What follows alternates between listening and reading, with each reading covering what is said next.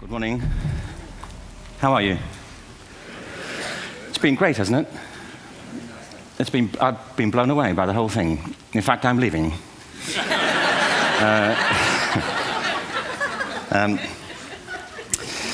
There have been three themes, haven't there, running through the conference, which are relevant to what I want to talk about. One is the extraordinary evidence of human creativity in all of the presentations that we've had and in all the people here. Just the variety of it and the range of it. The second is that it's put us in a place where we have no idea what's going to happen in terms of the future. No idea how this may play out. I have an interest in education. Actually, what I find is everybody has an interest in education. Don't you?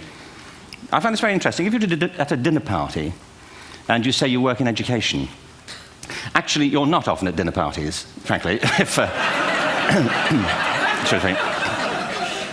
if you work in education. You're not asked, and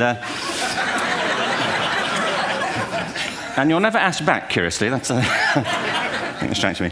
But if you are, and you say to somebody, they say, what do you do? And you say, you work in education, you can see the blood run from their face. They think, oh my God, why me? It's my one night out all week.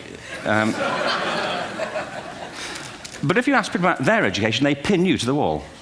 Because it's one of those things that goes deep with people. Am I right? Like religion and money and other things. So I have a big interest in education, and I think we all do. We have a huge vested interest in it, partly because it's education that's meant to take us into this future that we can't grasp. If you think of it, children starting school this year will be retiring in 2065.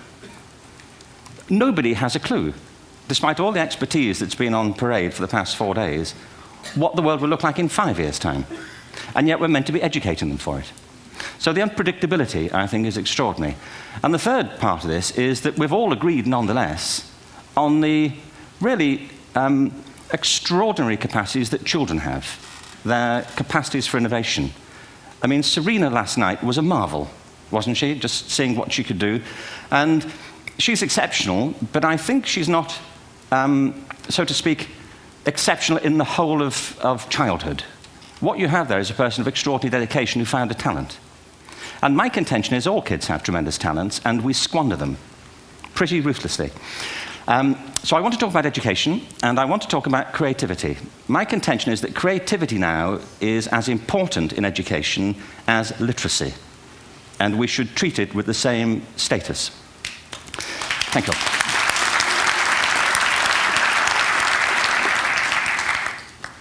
That was it, by the way. Thank you very much. So, 15 minutes left. Well, I was born... No, I had a great story recently, I love telling it, of a little girl who was in a drawing lesson. She was 6, and she was at the back drawing, and the teacher said this little girl hardly ever paid attention. And in this drawing lesson, she did. And the teacher was fascinated. She went over to her and she said, what are you drawing? And the girl said, I'm drawing a picture of God. And the teacher said, but nobody knows what God looks like. And the girl said, they will in a minute.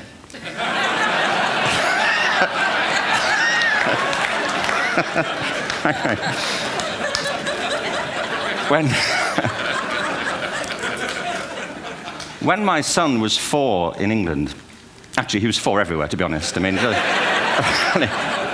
if we're being strict about it, wherever he went, he was 4 that year. But he was in the Nativity play. Do you remember the story? No, it's big. It's a big story. Mel Gibson did the sequel. You may have seen it. I don't know. It was Nativity 2.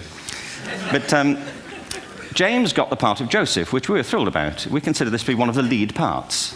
We had the place crammed full of agents and T-shirts. James Robinson is Joseph. He didn't have to speak, but do you know the bit where the 3 kings come in? They come in bearing gifts, and they bring gold, frankincense, and myrrh. This really happened. We're sitting there, and they, I think, just went out of sequence. Because we talked to the little boy afterwards and said, are you okay with that? And they said, yeah, why was that wrong? They just switched. I think that was it. Anyway, the 3 boys came in, little 4-year-olds with tea towels on their heads, and they put these boxes down. The first boy said, I bring you gold. And the second boy said, I bring you myrrh. And the third boy said, Frank sent this.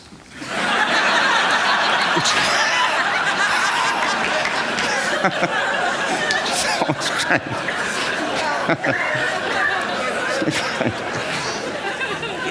What these things have in common, you see, is that kids will take a chance. You know, if they don't know, they'll have a go. Am I right? They're not frightened of being wrong.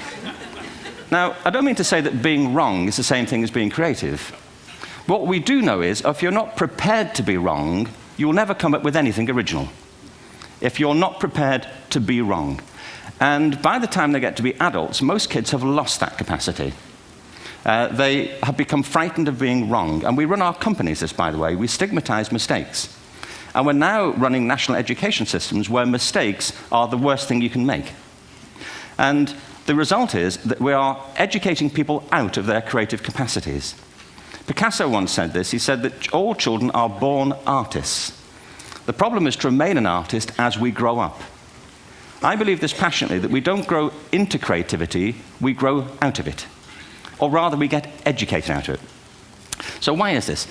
I lived in Stratford-on-Avon until about 5 years ago. In fact, we moved from Stratford to Los Angeles. So you can imagine what a seamless transition, this was from LA. Actually, we lived in a place called Snitterfield, just outside Stratford, which is where Shakespeare's father was born. Are you struck by a new thought? I was. You don't think of Shakespeare having a father, do you? Do you? Because you don't think of Shakespeare being a child, do you? Shakespeare being 7. I never thought of it. I mean, he was 7 at some point. He was in somebody's English class, wasn't he? Do you understand? Really? How annoying would that be?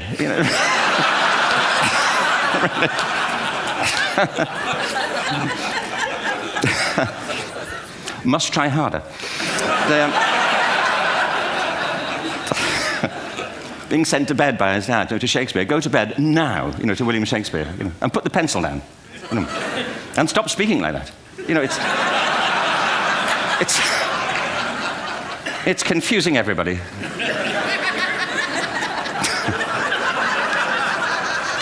Anyway, we moved from Stratford to Los Angeles, and I just want to say a word about the transition. Actually, my son didn't want to come. I've got 2 kids. He's 21 now, and my daughter's 16. He didn't want to come to Los Angeles. He loved it, but he had a girlfriend in England. This was the love of his life, Sarah. He'd known her for a month. Mind you, they'd had their 4th anniversary by then, because it's a long time when you're 16. Anyway, he was really upset on the plane. He said, "I'll never find another girl like Sarah." And we were rather pleased about that, frankly, because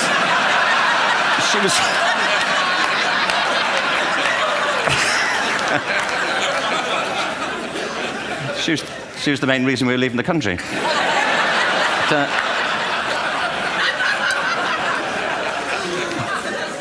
But something strikes you when you move to America and when you travel around the world. Every education system on Earth has the same hierarchy of subjects. Everyone, doesn't matter where you go. You'd think it would be otherwise, but it isn't. At the top are mathematics and languages, then the humanities, and at the bottom are the arts, everywhere on Earth.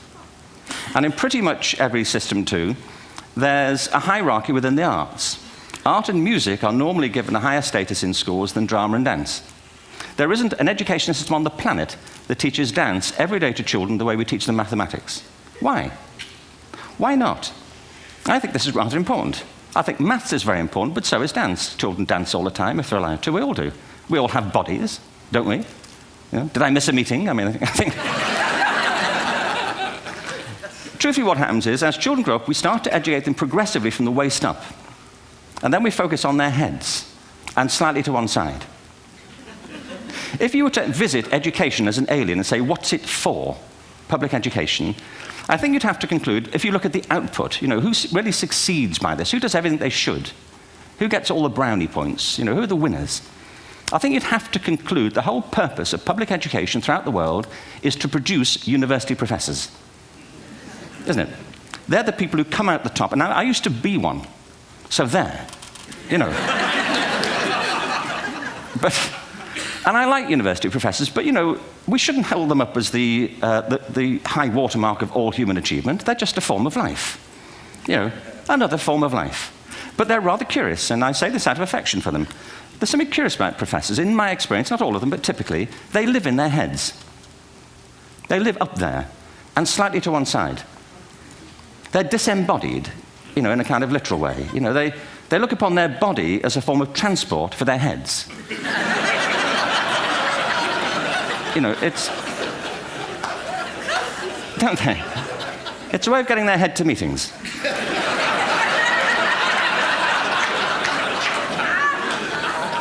If you want real evidence of out-of-body experiences, by the way, get yourself along to a residential conference for senior academics and pop into the discotheque on the final night.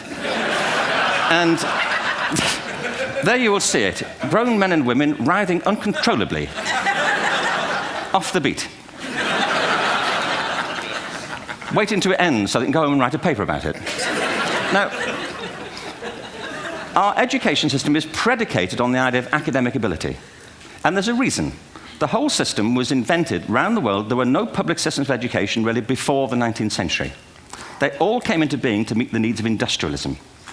So the hierarchy is rooted on two ideas. Number one, that the most useful subjects for work are at the top.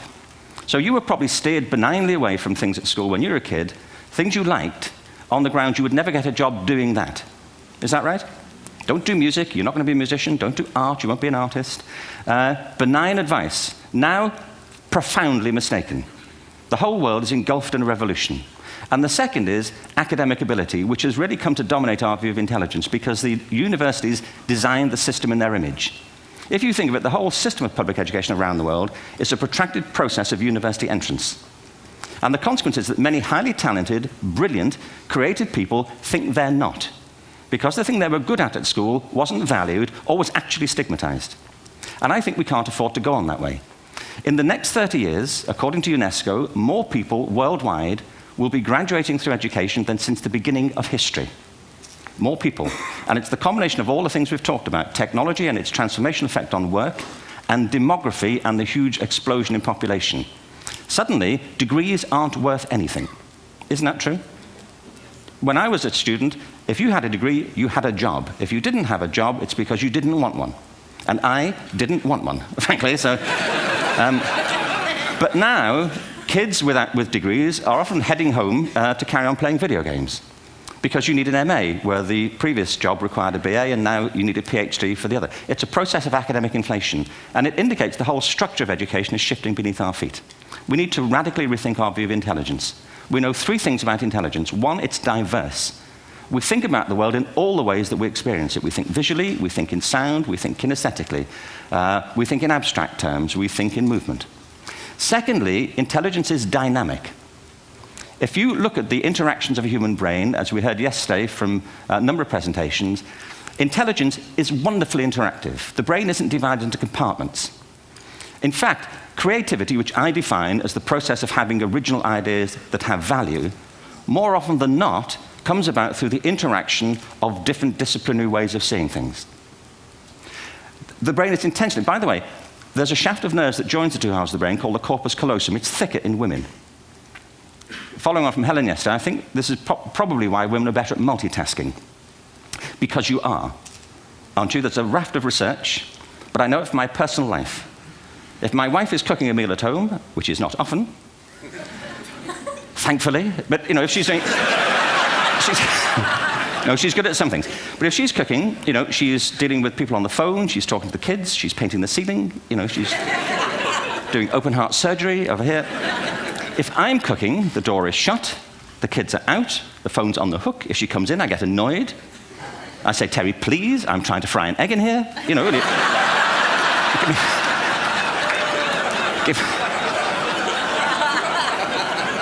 Give me a break. Actually, do you know that old philosophical thing? If a tree falls in a forest and nobody hears it, did it happen? Remember that old chestnut? I saw a great T-shirt recently which said, if a man speaks his mind in a forest and no woman hears him, is he still wrong?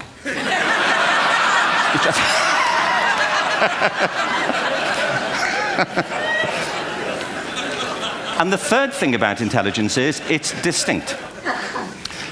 I'm doing a new book at the moment called Epiphany, which is based on a series of interviews with people about how they discovered their talent. I'm fascinated by how people got to be there. It's really prompted by a conversation I had with a wonderful woman who most people have never heard of. She's called Gillian Lynn. Have you heard of her? Some have. She's a choreographer, and everybody knows her work. She did Cats. and Phantom of the Opera. She's wonderful. I used to be on the board of the Royal Ballet in England, as you can see. And anyway, Jill and I had lunch one day. I said, how'd you get to be a dancer? And she said it was interesting. When she was at school, she was really hopeless. And the school in the 30s wrote to her parents and said, we think Gillian has a learning disorder. She couldn't concentrate, she was fidgeting. I think now they'd say she had ADHD. Wouldn't you? But this was the 1930s, and ADHD hadn't been invented, at this point, so it wasn't an available condition. People weren't aware they could have that. Anyway, she went to see this specialist. So this oak-panelled room, and she was there with her mother, and she was led and sat on this chair at the end, and she sat on her hands for 20 minutes while this man talked to her mother about all the problems Gillian was having at school. And at the end of it, because she was disturbing people, her homework was always late and so on, little kid of 8, in the end, the doctor went and sat next to Gillian and said, Gillian, I've listened to all these things that your mother's told me. I need to speak to her privately. So he said, wait here, we'll be back. We won't be very long. And they went and left her. But as they went out the room, he turned on the radio that was sitting on his desk. And when they got out the room, he said to her mother, just stand and watch her. And the minute they left the room, she said she was on her feet, moving to the music. And they watched for a few minutes, and he turned to her mother, and he said, Mrs. Lynn, Gillian isn't sick, she's a dancer. Take her to a dance school. I said, what happened? He said, she did. I can't tell you how wonderful it was. We walked in this room, and it was full of people like me. People who couldn't sit still. People who had to move to think. Who had to move to think. They did ballet, they did tap, they did jazz, they did modern, they did contemporary. She was eventually auditioned for the Royal Ballet School. She became a soloist. She had a wonderful career at the Royal Ballet. She eventually graduated from the Royal Ballet School, found her own company, the Gillian Dance Company, met Andrew Lloyd Webber. She's been responsible for some of the most successful musical theatre productions in history. She's given pleasure to millions, and she's a multi-millionaire. Somebody else might have put her on medication and told her to calm down. Now, I think...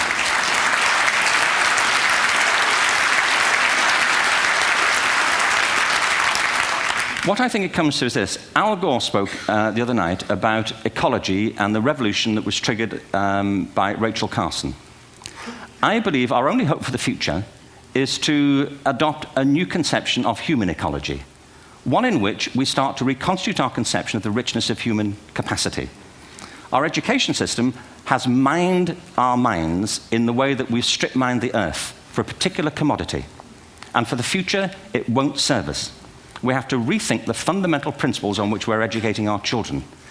There was a wonderful quote by Jonas Salk, who said, if all the insects were to disappear from the earth, within 50 years, all life on earth would end.